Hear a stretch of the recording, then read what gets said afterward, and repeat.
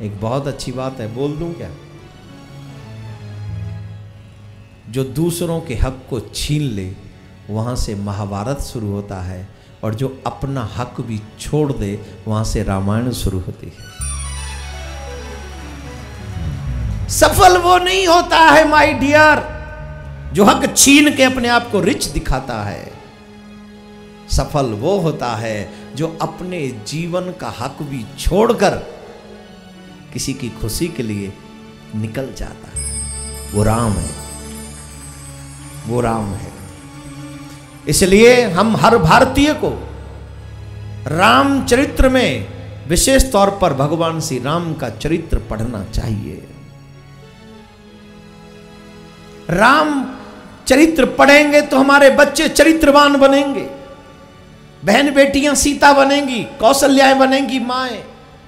इसीलिए तो हमने छोड़ दिया, क्योंकि हम राम नहीं बनना चाहते, हम सीता नहीं बनना चाहते, हम कौशल्या, हम दशरथ नहीं बनना चाहते, इसलिए हम रामायण नहीं पढ़ना चाहते।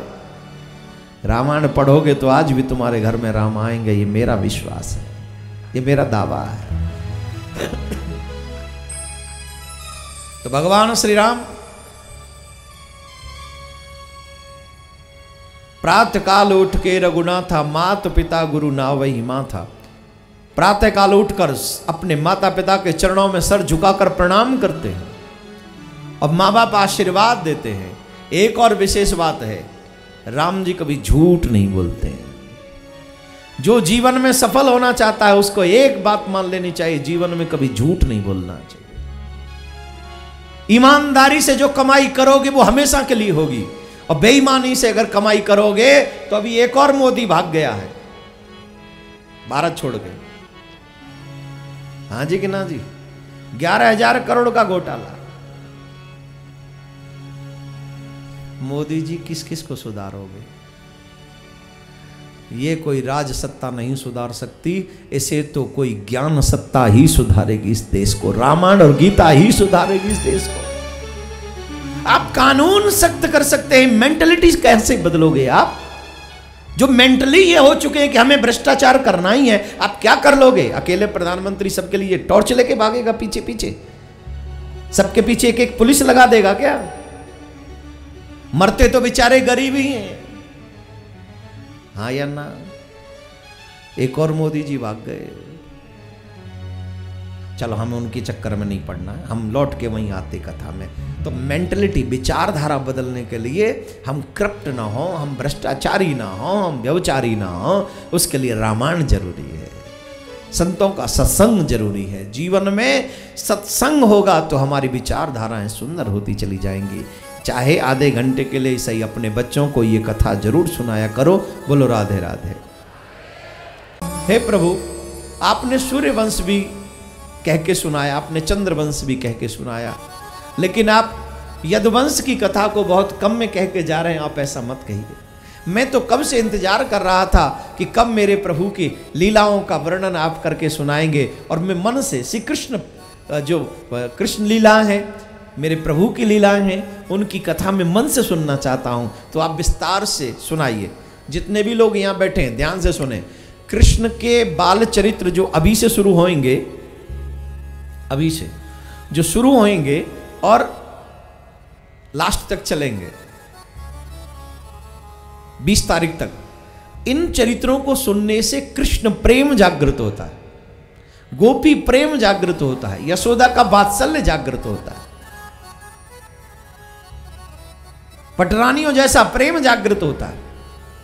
तो इनके आज के बाद आप सबको ये कोशिश करनी चाहिए कि एक शब्द भी, जो प्रभु से प्रेम करना चाहते हैं उनकी बात है, बाकी का तो आप जैसे चाहें, एक एक कथा आपको ध्यान से सुननी चाहिए यहां से आगे। तो प्यारे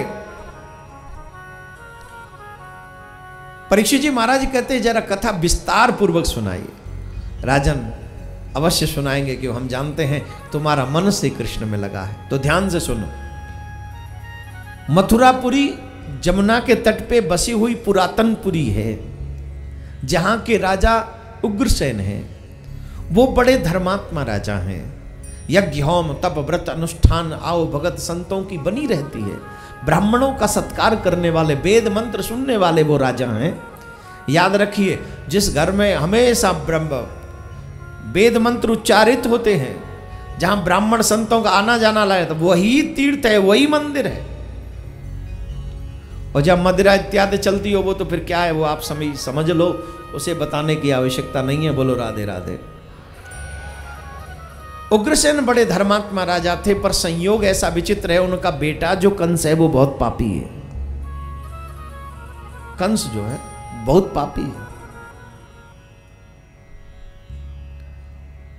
एक बार कंस ने अपनी चचेरी बहन देवकी का विवाह वसुदेव जी के साथ में किया और अपनी बहन को पहुंचाने के लिए जा रहा था। बहुत दहेज दिया था, हाथी घोड़े दास दासियां बहुत। तो अहंकार था कि मैंने अपनी बहन के विवाह में बहुत कुछ दिया है। तो बहन अहंकार के साथ वो अपनी बहन को विदा करने के लिए जा रहा था। मार्ग में आकाशवाणी हुई, अरे ओ कंस, जिस बहन के विवाह में तू इतना प्रसन्न है, इसका 8वां पुत्र तेरा काल होगा और तेरा अस्तित्व मिटा देगा, तेरा काल होगा। कंस ने सोचा, मेरी बहन का पुत्र मेरा काल होगा, ठीक है, मैं अपनी बहन को ही मार दूंगा तो मेरी बहन का पुत्र कहां से होगा। उसने ये भी नहीं सोचा कि अभी बहन मेरी दुल्हन बनी है, ससुराल जा रही है, अभी ऐसा कृत्य नहीं करना चाहिए। उसने देवकी के केस पकड़े। सुनिए जरा ध्यान से, जिन लोगों का अच्छा वक्त आज चल रहा है, इस अभिमान में न रहें कि कल भी अच्छा वक्त होगा। आप लोग गाड़ी चलाते हैं, गाड़ी का टायर होता है, वो घूमता रहता है तभी गाड़ी चलती है। ये जो समय है ना, ये भी एक जिंदगी का टायर है, पहिया है, घूम रहा है। और पहिया जब घूमेगा तो रोड पे चलेगा, कच्चे में चलेगा, ब्रेकर भी आएंगे, सब आएंगे, ब्रेक भी लगानी पड़ेगी। वैसे ही जिंदगी है, अच्छा वक्त बुरा वक्त।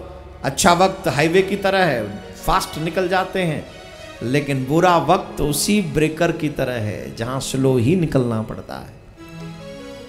व्यक्ति अच्छा वो है जो अच्छे समय का सदुपयोग करता है, बुरा वो है जो अच्छे समय का दुरुपयोग करता है और बुरे समय के आने का इंतजार करता है। जब बुरा वक्त आता है, हे भगवान अच्छा वक्त का ला दो, मैं भागवत करवाऊंगा। और जब अच्छा वक्त आता है, महाराज आई डोंट हैव टाइम, हम भागवत में नहीं आ सकते, लेकिन हाँ महाराज हमारे यहाँ ये पार्टी है, ये पार्टी, आप थोड़ा सोचिए। अच्छे वक्त में अच्छे कर्मों की दीवार इतनी ऊंची कर दो कि बुराई तुम तक आ न सके, झांक न सके। इतनी अच्छी दीवार अच्छाई की होनी चाहिए। भगवान ने अगर तुम्हें दिया है तो बुराई की दीवार नहीं, अच्छाई की दीवार। आजकल एक शो आता है, दीवार उठाओ, उठाओ नहीं, दीवार ऊंची करो, अच्छाई की दीवार ऊंची करो। इतनी ऊंची कर दो कि बुराई तुम्हारी तरफ लांग न सके। और ये अच्छे वक्त में ही हो सकता है, बुरे वक्त में नहीं होगा। बुरे वक्त में तो हाथ फैलाते फैलाते थक जाते हैं जी, राधे राधे बोलना पड़ेगा।